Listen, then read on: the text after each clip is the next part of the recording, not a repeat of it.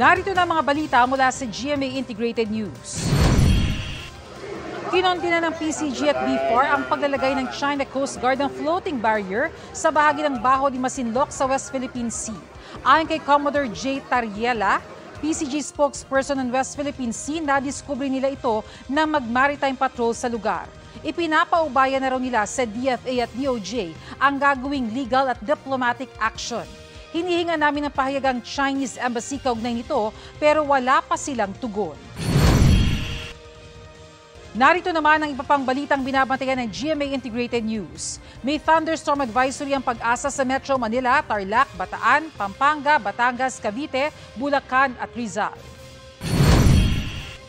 Sa Super Radio DCBB, 66 na kandidato sa barangay at SK elections na sangkot daw sa premature campaigning, planong sampahan ng COMELEC ng disqualification case.